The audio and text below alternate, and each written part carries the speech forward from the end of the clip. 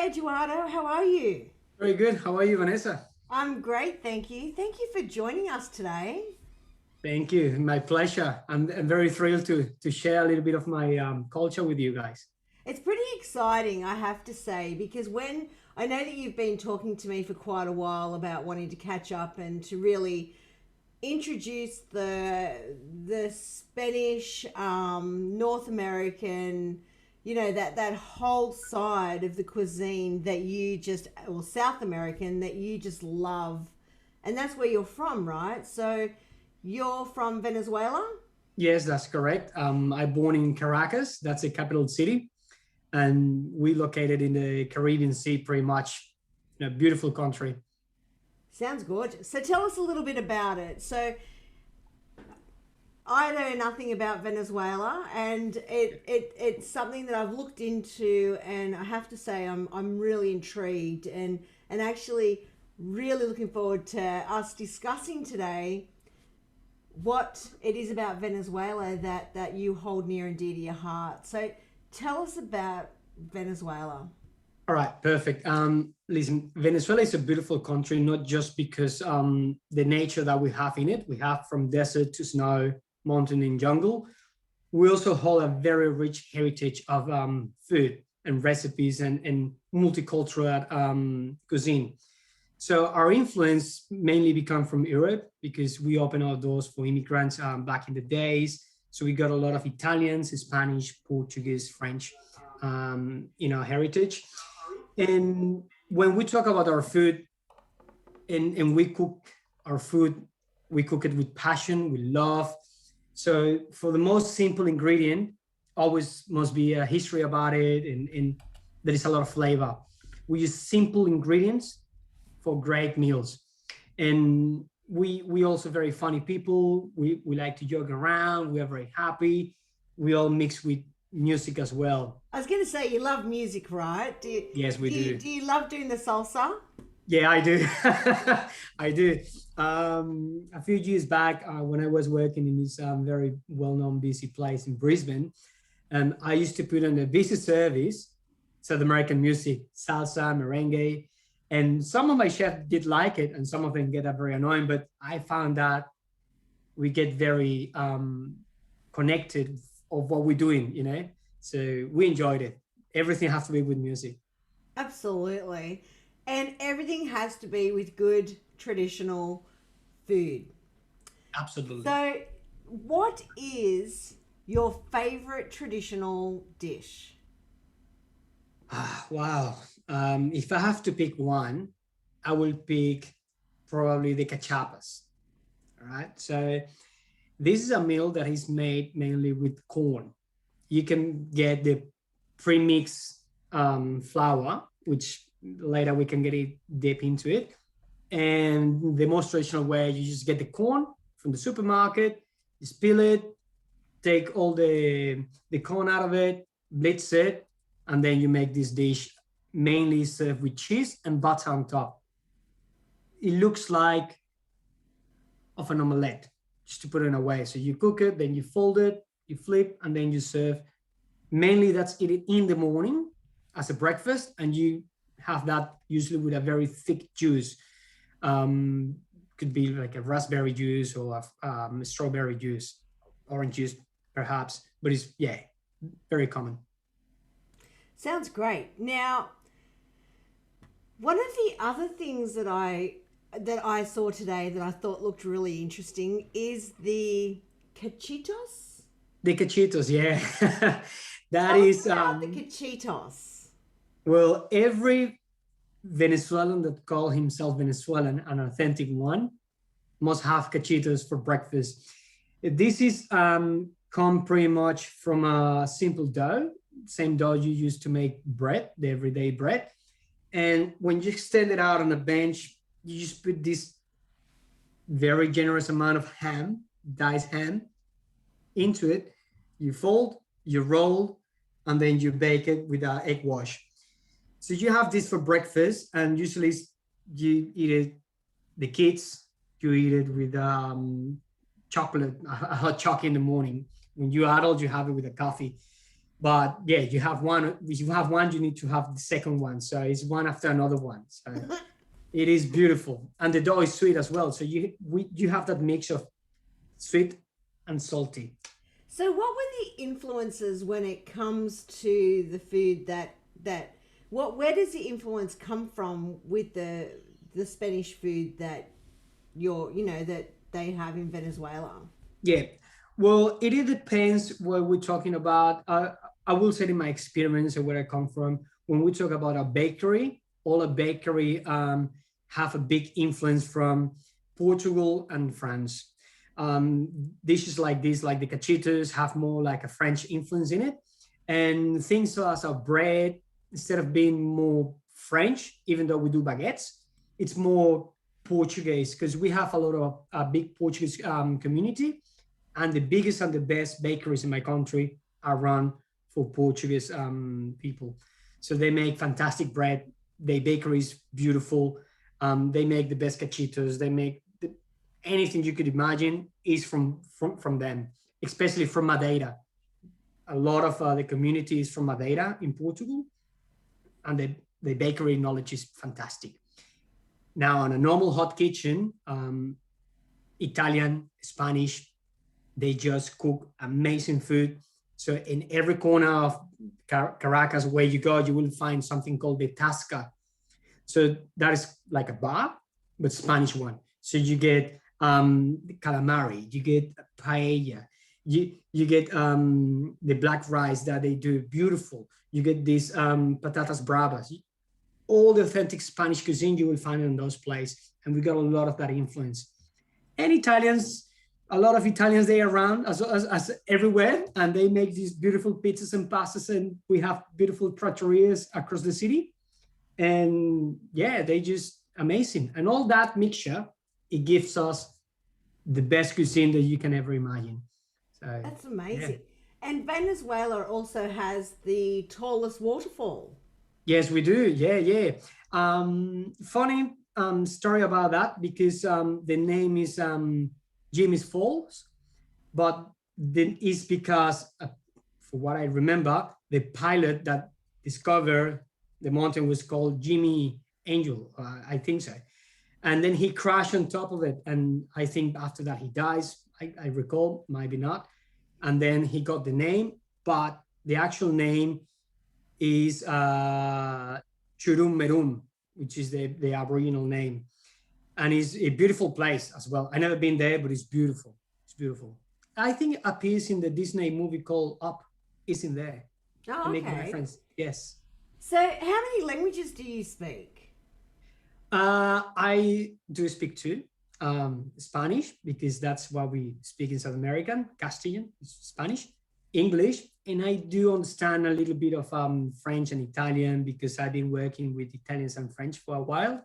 So I can pick up all those things. Also Portuguese, because it's similar to Spanish. So yeah, I can pick up things from Portuguese. Like, I know that. I Yeah. have to say, before we even get too much more into this, thank you really so much for taking the time today to connect with me and with the people that are hopefully watching this to inspire them and to make them more aware of the beautiful products that and the culture that they have in Venezuela, because I don't believe that we do enough with that whole South American cuisine here in Yeah. Australia. And I feel the more I looked into it, the more inspired and just what a beautiful culture it is. So, thank you so much for sharing that with us today. Yeah, anytime. I'm more than proud, and I'm always thrilled to share my culture because, as I said before, it's just simple ingredients. You make tasty food, so everyone's love it. The thing is, just give it a go.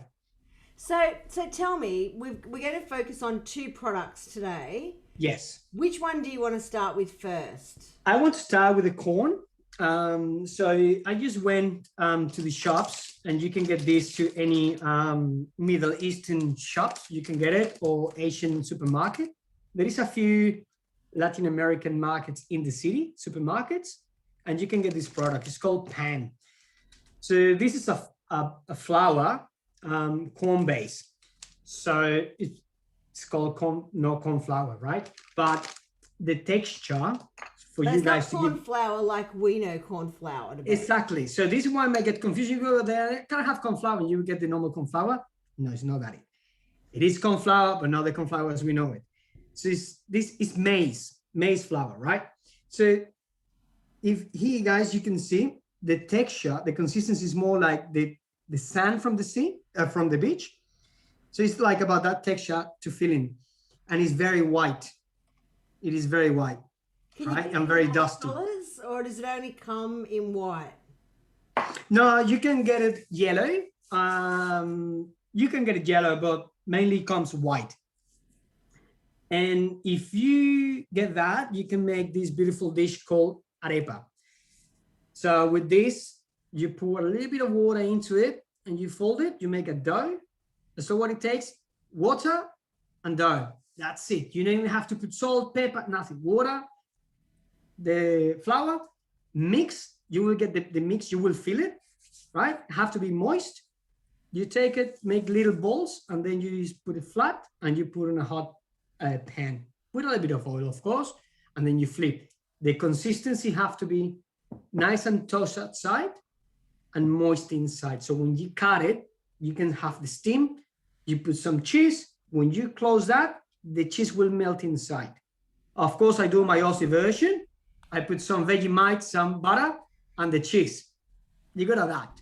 So it is beautiful. So you're really mixing the Aussie in with your heritage. Absolutely. I have to say it is amazing. Oh, It wow. is amazing. So it's just the pan flour, and that's P.A.N. Yes, pan. Pan flour is a national food in Venezuela, yes? It is. It is. This is like, for Aussie, say, my sausage roll or my meat pie in the morning. So these are everyday meal, the arepa. And out of this, you also can do the empanadas, which is, it is so good. It's not healthy, but it's so good because instead of just do it flat and fry it, you do a little bit more flatter. You put whatever you want inside. I like chorizo. So I put some chorizo, fold it, and then deep fry that. It's just amazing. And then you do any dipping. You can do some avocado dipping, like the guacamole, which I have. We do one. It's called wasacaca, but we get into that another day. What's a caca? Wasacaca is the Venezuelan version of guacamole. Okay. So it is just beautiful. It's just beautiful. So it's like, Greeks, they always say, we invent that. We do that. Venezuelans, we pretty much the same thing. Wasacaca, that's the real thing. No guacamole. Right? I love the Colombians come and say, arepa is Colombian. No. It's Venezuelan, mate. We hold the title. We eat arepa every day, every time, no problem. So once upon a time, the women, more commonly the women, I'm assuming, would actually mill that Yes. pan flour, yes? Yes, they will do it. All done by hand. So it wasn't always just available in a packet, and it actually took some time for them to actually become comfortable with buying it in a packet. Yes. This has been done like for years and years and years, like the traditional way from scratch. And then I think you used to buy it in little bags and stuff, but that's 100 years ago or so. This is very traditional. It's not a new product. It's very old in our culture. So is it similar to polenta? Yes, pretty similar. Yeah, I would say so. It's very similar. You can do this, not just limited to do the arepa and the empanadas. You can do an unlimited, it's beyond your imagination. So for example, I do with this something called bollito. So I will put that in a bowl, a little bit of water, put some bacon or pancetta inside, a little bit of cheese. You can go fancy. You can add some blue cheese, which I like as well. God, you will put it, mix it all up, don't you? Yeah, absolutely. You have to go all over the place. This is why the paella is so amazing. Or Yeah. As Adam used to say. How do you say paella? Paella. Paella. That's exactly what Paella. Adam Moore says. He gets mad at me when I say paella. It's Me too. paella. It's called paella. But And paella has everything in it. Like it's like everything. yeah, absolutely. I got some relative living in Spain, and the first time I went to Spain and they cooked paella for me, I was blown away. I was like, this is not as I have it in other places. This is the real thing. Yeah. So one of the real thing is no chorizo. That is a myth. No chorizo in it. Take it out of the equation. Wow. And it's just beautiful. Yeah, but they have another one, which I learned to cook. It's called Fidewa. So same as paella, but with pasta. Oh. And usually have a lobster's tail in it. And it's just magnificent. That sounds like my dish. Yeah, it does. And a lot of saffron as well. So yeah. Yum. Yeah, it does. When this COVID goes away, we need to gather together and just cook off some of these things and mix it up. That sounds amazing. Yeah, I would really love for us when we come out of this lockdown to come together. I don't care if it's in a park somewhere and we cook a massive community paella. Yes, it that needs to be done. That would be my dream. We can do it on my back veranda because hopefully by then we'll be able to have 100 people in our house. I'm just going to invite everyone and we have a paella afternoon.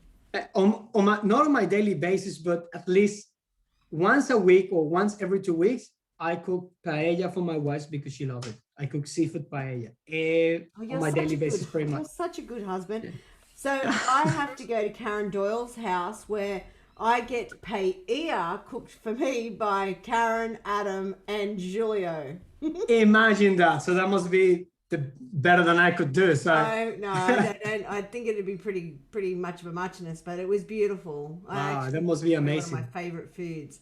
But anyway, before I rudely interrupted you, you're about to tell me about the when you cook in the corn leaves. Oh yeah. So what I was saying, so with this flour, you can make whatever you want on your topping marination. So one of the things I do is something called bollito. So as I was saying, you just put the flour in a bowl, add whatever ingredients you want, bit of water, bit of salt, just to have some flavor in it. You mix it all up, make a nice dough, and then you put in the same leaf from the corn that we buy every day from Woolies or Coles. That, give it a wash. Or from Gourmand Providor. Absolutely, from Gourmand Providors. Have to keep that in mind. Yeah, just give it a call to Julio. Give me a box of corn. Done. And then you put it inside the leaf. You roll it all up. Make sure it's nice and tight. No water getting in it. 2 rubber bands, if you have them. Put it in each extreme, and place this on a boiling water. Cook for about 10 to 15 minutes. Depends of the size, the thickness of the dough. Make sure it's all cooked. And then you have this nice steam dough in it, rich, and you get this nice earthy flavor from the leaf, which is amazing. Amazing. The same you can do with fish. So inside the corn leaf, the corn husk, what is it? Inside of the leaf? Yeah. So you're actually steaming inside the leaf with the dough, and the rice, dough, whatever you want to put in it. Actually, you can cook not just the dough. You can even steam your piece of fish in here, a nice piece of barramundi. If you got your corn, and then you just take this off, it will come out a nice size of the leaf, and you get a lot of it. So you just lay it out. You can put your fish in it. You put another layer in. You just grab it nicely. And then usually if I do fish, I will do it with streams. You see, the normal stream does a nice tie, and then set it in the oven, and you cook perfectly. You get very nice. Asians do the same thing with the banana leaf. We do a lot of preparation with banana leaves as well, or plantain leaves from the tree. So it's very common for us to cook with the leaf of the corn or the plantain or the bananas. That's just to balance out the use of the frying of the empanadas when, so you're getting a nice balance, right? Yes, absolutely. Absolutely. Well, most of these meals, when you make them right, they're actually healthy. So if you don't fry them, they're very healthy because you didn't strike from the product. Like nice, fresh, that's how you use it. And healthier than that you can have because nothing is processed, So they're all beautiful. So the other thing that you make is, what's the dough that you make? From the corn, Yes. from this corn, as you buy from the supermarket, the thing you got to do with this first. From Gourmand Providores. Oh, for Gourmand Providores, I need to keep that in mind. Right? Next time we get a call to Julio. And then from this, with your knife, take the corn out just like this, nice and fresh. Don't use the one from the tins because they don't taste the same. You could try. I don't know how they're going to come out, but it won't taste the same because of the brine. So try to get this one. Uncooked, raw. Take the corn out. Once it's done and you take that out, put it in your blender. Add a bit of oil, salt and pepper, and then this should be the consistency of it. It's a nice, rich, thick liquid. This one you're gonna scoop it out, 1 spoon on a very hot pan, already with some oil or butter, and then you put in the middle, and like a pizza, from the middle to the outside, moving in circles to spread it out. And then you put your cheese, you fold, and then you turn over like an omelette. And then it's our cachapa. And it's beautiful.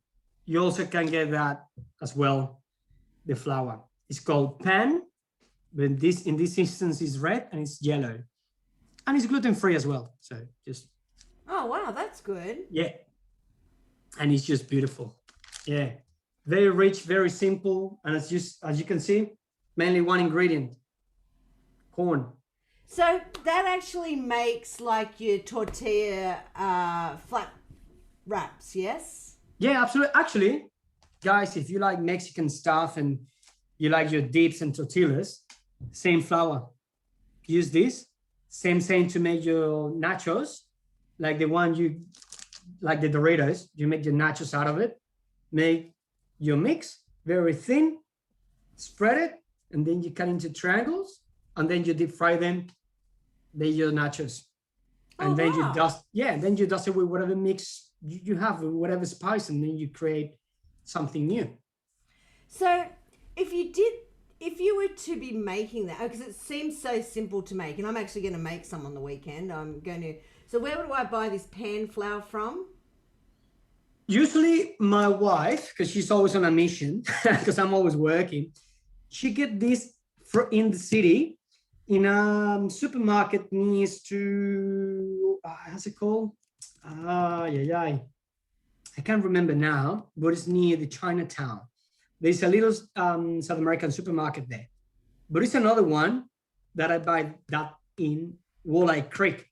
It's a very well-known Asian supermarket in Walleye Creek, opposite to the train station.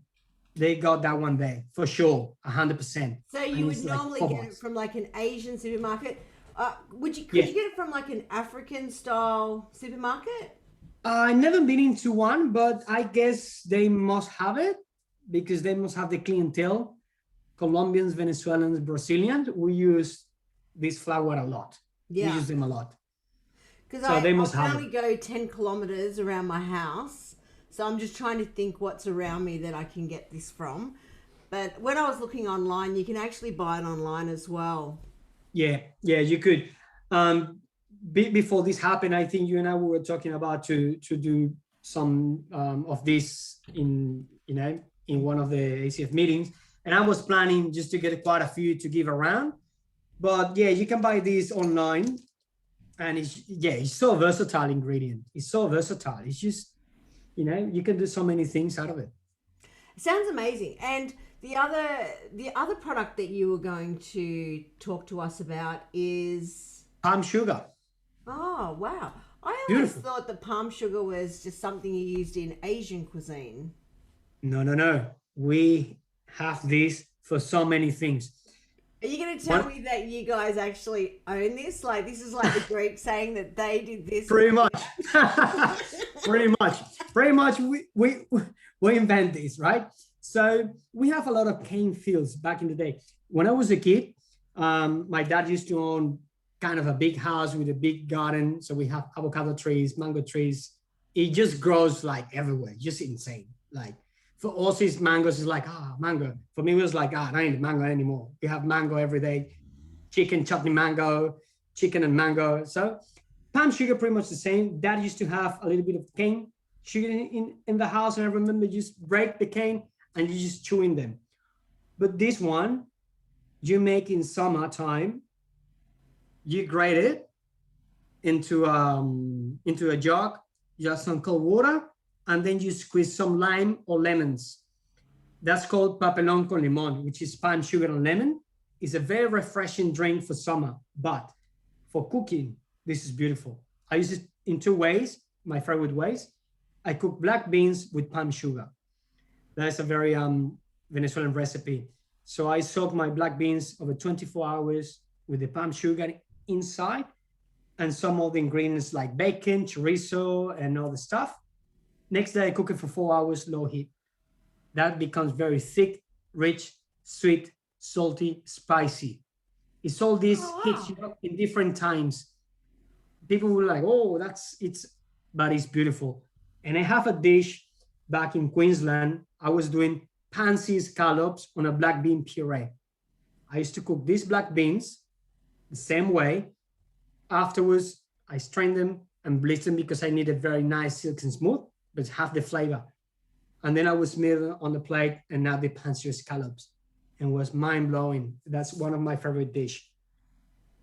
And this one, what I showed you guys before, is the syrup.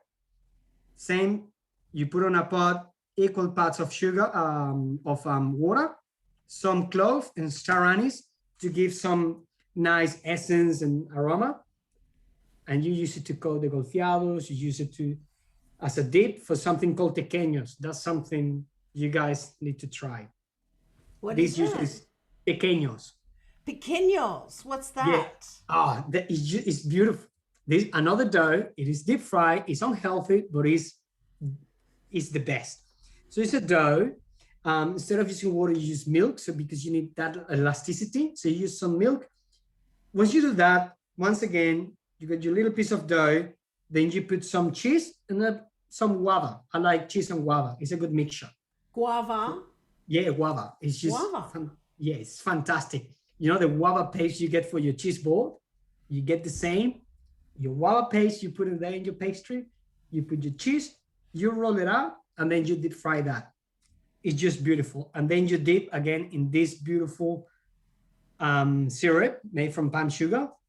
And again, the richness, the saltiness, and the sweetness, it just blows your mind. It's just amazing. Wow. And does that go with the Mendoca?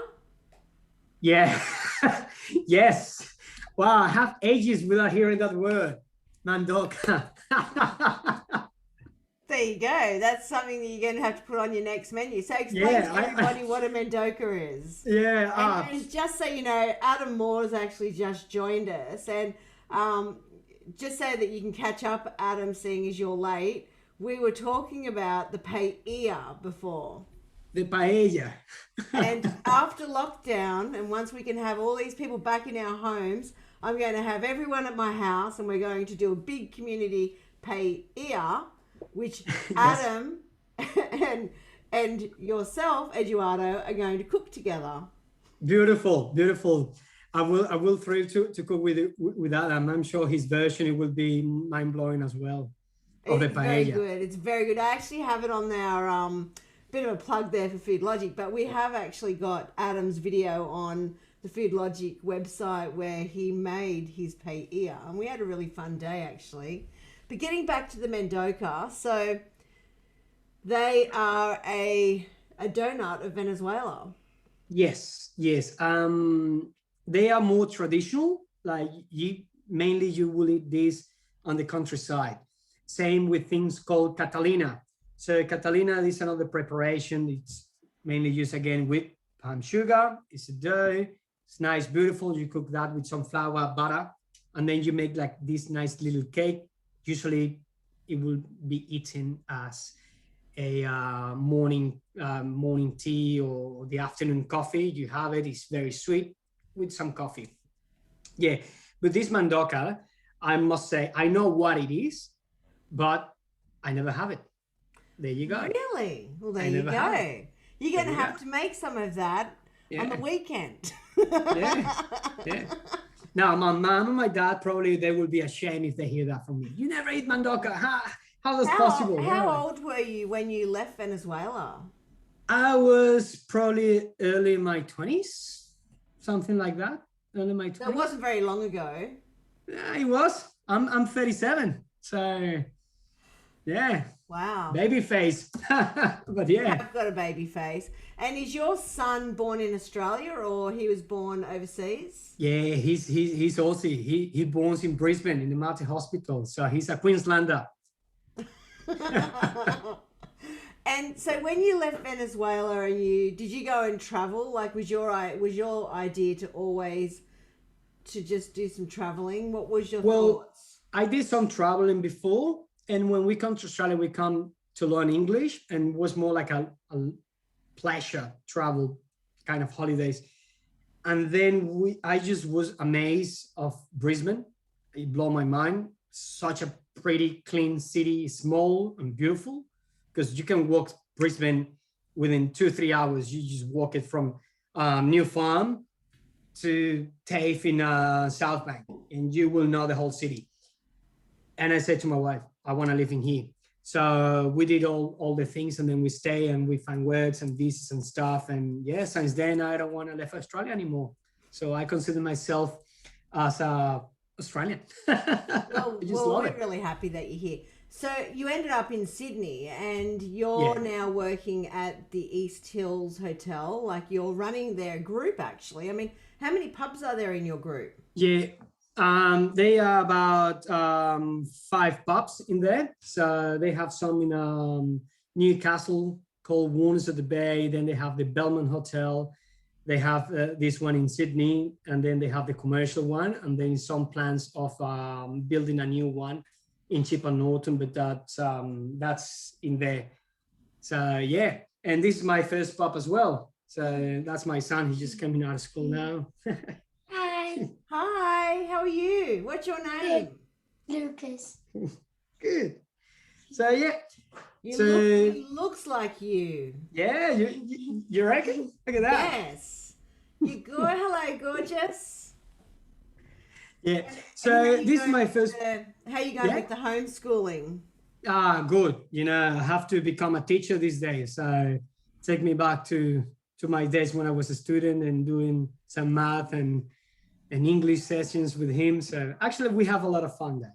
So it's You more the wouldn't fun that have a when lot we're of studying. opportunity. Well, you wouldn't have normally a lot of opportunity to spend with your family, would you? You work all the time. Yeah. Now, on a normal basis, I know this will sound bad what I'm gonna say, but I'm kind of blessed of the COVID. I know we all in pain, the industry. I feel with everyone because I'm very proud chef, and I can't wait to get back to work. But on the other hand, I have such much quality time with my son, which I never do because I'm always working, long hours, long days, long weeks, and have the chance to connect with him and do some fathering properly. It is just amazing. I'm so happy that I can share this time with him. So it is good. You know, we all have to see the bright side of the situation and take the best out of it. And I think it's very important at this stage, find something that give you a peace of mind, whether it's spend time with your son or your wife or doing some course online, just keep your mind active. So Well, I actually reckon that cooking paella sounds like a bit of a plan. I reckon we can definitely can do that. And I offer myself to eat it. That's amazing. So tell me, in your menus that you create today, how much of your heritage do you have in the style of cuisine that you offer? I always do it mainly just with the steaks because, as I say, as getting this role of chef on a pub, which is my first pub because I don't have that background in pubs. This is something new for me. On the grills, I always have the twist on South American. So I put cumin on my meat. So in South America, we actually eat our meat adding cumin in our seasoning. So you do your marinade and you add your cumin into the meat. It's give that nice earthy flavor and the aroma. So it's beautiful. So and a lot of chili. So you use cumin in meat. You baste it in it, or do you marinate? So for example, for example, I will cook you a T-bone, a Scotch fillet. Okay. I will have, yeah. Yeah, I will have, like my olive, my oil, salt, pepper, and I will add cumin into it, and I just will put it through it, and I will put it on the grill. Same seasoning, chef. Normally they will put salt, pepper, and the olive oil, or just oil. Put the steak through it and put it on the grill. That should be. I add cumin. And it just gives it like an earthiness taste, does it? Yes, it just changed the whole flavor. It's just way different. That. It is very nice. That's one of the things. Other days I can do a nice marinade steak in milk. So I will make a nice seasoning with spices and chili and put into a milk, and then I will add the steak into it, leave it there, and the next day I will cook it. It's just beautiful. Or I will do, because in Venezuela we have something called, how's it called? It's not suero. I forget. We do like chili sauces, but with milk base. I forget the name now. So it is very nice, and it's very spicy though because I have that milk in it. So people think, milk, it brings the heat down. That is a myth. It won't bring the heat down. So don't drink milk when you're having chili because it do nothing. Yeah, did nothing. So I actually thought that was the case, but I've actually been proven to be incorrect. So I'm not even going to enter into that debate. Yeah, so we do a lot of that.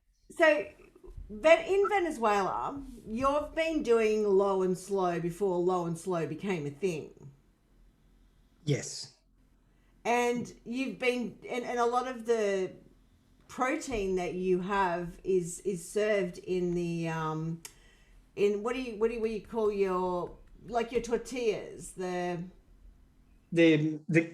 corn thing? Yeah.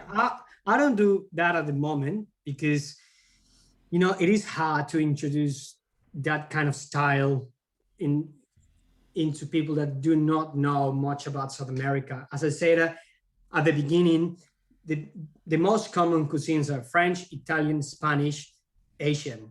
So that's what the people knows about it. When things are coming out of that that zone, people get a little bit of, oh, I don't know what is this. So now these days we can see more people that I know what's chimichurri. So we have some chimichurri with mistake. Put some in it. So we can see that more often. Yes. But there is a lot of things beyond the chimichurri, beyond the guacamole, beyond the, pico de gallo and these sort of things. So you got to go step by step and showing the customers like, you can have this and you can have this with this. So it's actually nice. So for example, from the plantain, we do some nice plantain chips. You get your plantain, you squeeze it down. So, you slice it, you squeeze it, you deep fry it. And then you get something called toston. And it's just beautiful. And on top, you can add some nice salsa verde if you want on top. And that's a beautiful canapé. So, but people will say, plantain, deep fry. Hold on, I won't have that. I don't know what it is. What is that? Plantain? Yeah, the plantain. The big green banana, this plantain, you just peel it and then you slice it, you deep fry it. And that's what we eat, just deep fry it. And it's green banana. It's a green banana. Even you can do with the banana.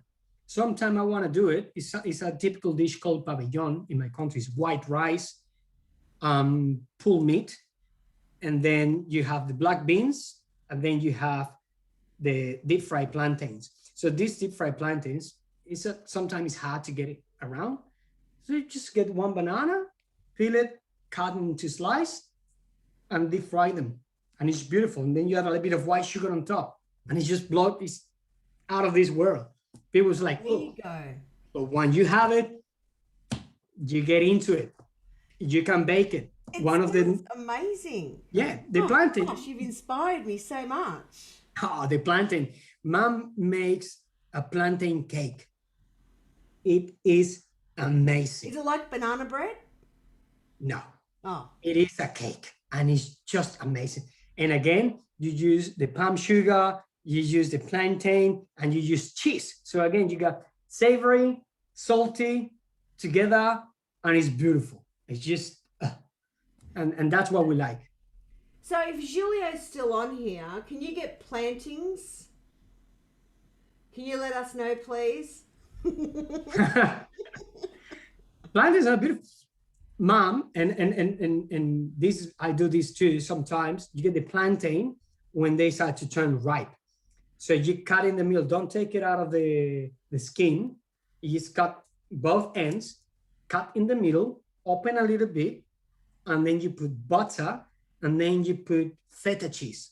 The hot, not the Greek style, hot feta cheese. So you grate it, put it on top, bake it. So it will steam inside, it will cook, it will just, the cheese on top, it just will get all nice gold. It is so good. And that's what I said at the beginning. I'm so thrilled to share all this knowledge and all this culture, because we have so much love and good dishes. So Julio just said plantains. Yes, almost always, but always green. And that's how you want them, right? Yes, always green. For these plantain chips, if you're gonna bake them, they have to turn or go into the ripe. So they have to turn yellow, the skin, and then you use them, which is beautiful. Wow. Yeah. Sounds amazing. So getting back to the arepas. The arepas. That's what's in my picture, isn't it? On the back of my Zoom. So you go there, they have names. Arepas have specific names. Oh. It's not just arepa. So the one that you got there, what I can see in the picture is they have the green one. That green one is get cooked with chicken, avocado, mayonnaise, and if I recall, it has some petit pois, which is the green peas. So as again, yes, the green peas, we call them petit pois, thanks to our French heritage. So, and these get all mixed up in a bowl, and then you put that into the arepa, and that arepa is called reina pepiada, which is like the spotted queen. So the translation from Spanish to English is not that appealing, but it's amazing. Spotted queen. Yeah. And then you also have it with your black beans, your rice, and your pulled flank steak. Yeah, that one, as I say, you just stuff it with whatever you want. Usually no sides. You just have that because they're quite big. They are quite big. And that's what you have. Let's say the Venezuelan version of the chippies. Lunchtime, instead of having a pie with tomato sauce on top, they will have that. Smash, done. They fills you up. They beautiful. That's amazing. And as I say, everyone have a specific name. If you eat the Gouda one, it's called the blondie, the catira. So because it's just the yellow cheese that you can see, so that's why they call it the blondie. So wow, yeah, very nice. And I was looking at cookbooks because, as I said to you, I'm really thankful that you've taken the time today to come on here and just to inspire us and to educate us a little bit more about the use of the South American cuisine. As I said, it's a cuisine that I probably don't know enough about, and it really interests me. And the more I looked into it today, the more inspired I became by it. So I was looking through my cookbooks, which I've got a million of, and I don't have a Venezuela cookbook. No, I got a few that we can. Have you? So, Yeah, what's your favorite? Which is your favorite cookbook? you won't be. I'm gonna show you this cookbook. It's probably before I born, right? Moms give it to me. So this little cookbook is from Nestle, probably from 1917, From 1980s or so. Nestle. Yes. Oh, wow. So back in the day, Nestle used to have these products, right? So on a Sunday newspaper, they used to come in it. So that's a Nestle team. This is something in there. And then they have these little stock cubes as well. So they will give you this little book with such a good recipes, and the quality of the recipes, they are restaurant recipes. So very old school recipes and very precise. And yeah, this is my favorite because it's very yummy food, and it's very Christmas food, but I just love it. And maybe because it's simple and nice and very straightforward, I consider myself like less is more, and that's why I like this one. I got plenty others, but this little one, I love it. Oh, that's I so love it. good. I actually think that you should write your own cookbook. I started and I didn't finish it, and I don't know how to put it together. I'll help you put it together. Yeah, I can do that. I can do it. You sell it as an ebook. You have to do that. I'll help you. Thank you. I would love to. Yeah, I'm happy to do that. So I was looking at a list of the 10 most popular Venezuela cookbooks, if you like, or Colombian food. And there's The Taste of Latin America, Culinary Traditions and Classic Recipes from Argentina, Brazil, and Chile, which looks quite good. Yeah. There's The Food and Cooking of Colombia and Venezuela. There's quite a few books out there, but there's nothing. There's Criolla, which I thought looked really good. But I think that, Eduardo, we need to get you onto writing your own cookbook. I will be into it. I will love it. And If I it's to actually spread the think culture, I will love it. I think it'd be great. And I also think it'd be a cuisine that we could adapt to very easily here in Australia, and you could start the whole trend. Yeah, as I say, that arepa, put some Vegemite in it with butter, done. You got your Aussie version of the arepa. Vegemite, butter into it, you're done. There you go. That's what you call You're done. fusion. Yeah, my son, he eats that. He loves it. Say, Daddy, give me the arepa with the Vegemite. See, I got the Vegemite. Beautiful. So good. So tell me, what is the one thing that you missed most about Venezuela?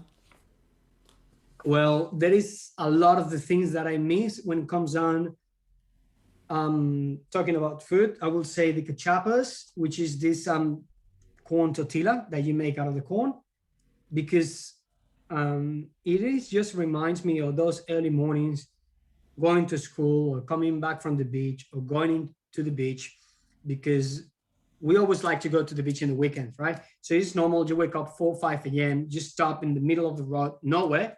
You have your cachapa, and then you keep going. So I would say the food and our beautiful mountain in the middle of the city. See buildings everywhere, wherever you go, but also wherever you go and wherever you can put your side, you can see this big mountain called El Avila. So it is beautiful. There always is that green mountain in there all day, every day. And I will miss that a lot. I do. So have you ever gone and climbed that? Yeah, it's not like you climb like rock climbing, but you can go and do this trial, and you go to the top, and it's a big hotel in there, and you can have dinner. Yeah, beautiful. And you can go and spend the day over there, and you eat like typical food, German food. I recall. I'm quite sure, maybe not German. I think I'm confused. We have another place. It's called Colonia Tovar, and in that place we have a colony of Germans. So you go there.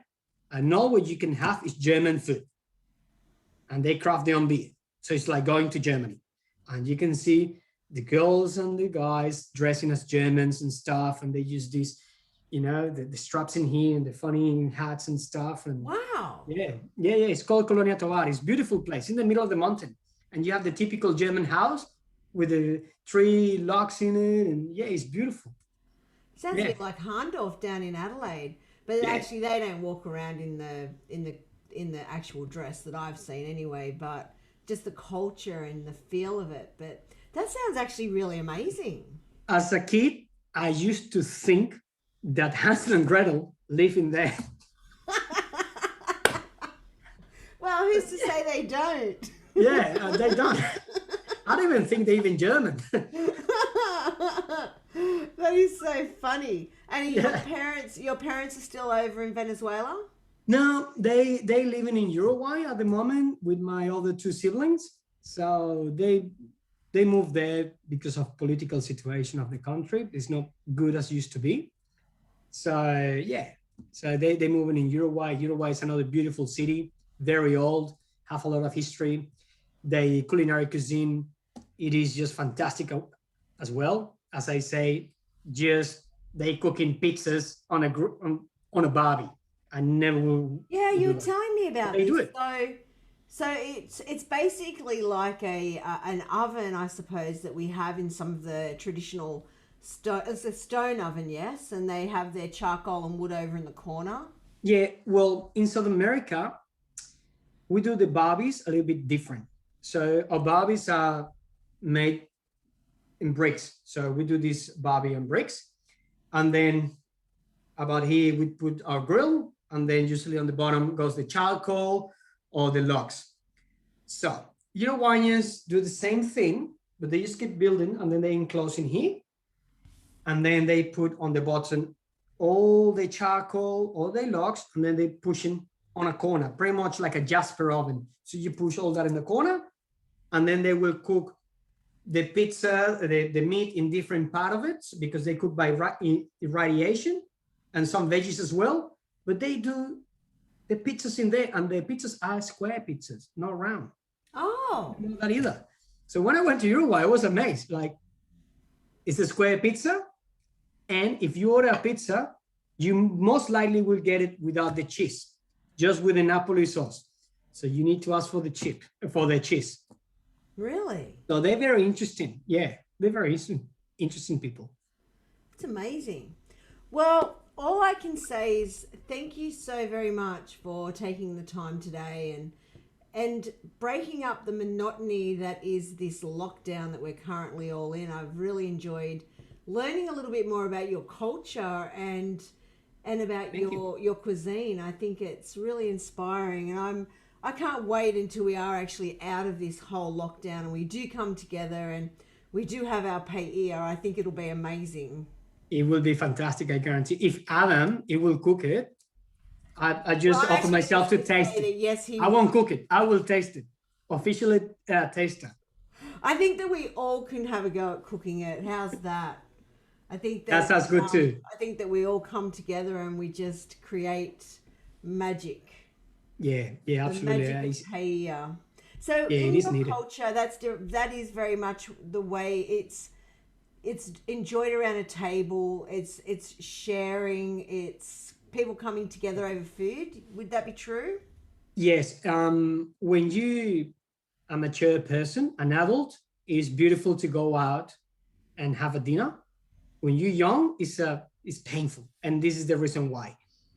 You go out even for lunch. Let's say Vanessa, Adam, Julio, whatever. Let's go out for lunch 1 p.m. at this restaurant. Yeah, we go there.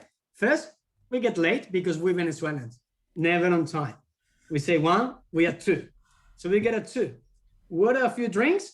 About 2:30. We'll tell you it'll be at 1 o'clock, and it'll actually really be at 2 o'clock. Probably.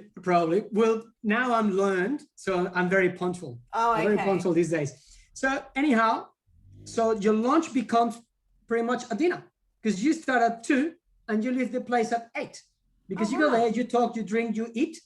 But the way that you talk, eat, and drink is different. So you get your entrees, and then you don't order anything. You don't put the order all the way. You just get the entrees and forget about the rest. And then you're drinking and eating, and then you get your mains. and then you eat and drink, and then an hour later you might order desserts, and so on. So always going off to eat, it becomes 2-3 hours easily. Well, Yeah. I actually think that you should. I actually think you should. Also write the cookbook, but I actually think you need to open up your own restaurant. I would love that too. I would love that too. Yeah. I think Yeah. that we call it. I'm very full of that energy, of that. My wife sometimes gets, let's say, not frustrated, but a bit annoyed with me because I'm always the kind of, I want to do everything. You know, I'm like so much, and I want to do this, I want to do this, I want to do this, I want to do this. I do them, but I want to have my restaurant, I want to have my cookbook, I want to do this, I want to do that. So yeah, I just need to put the time and said that, I'm going to do this and just go through it and just get it done. But we have dining all day with Eddie. Yeah, pretty much. Well, anyway, thank you so much. I can't believe that we've actually been chatting for an hour. Man, it feels like I'm back home just talking for hours.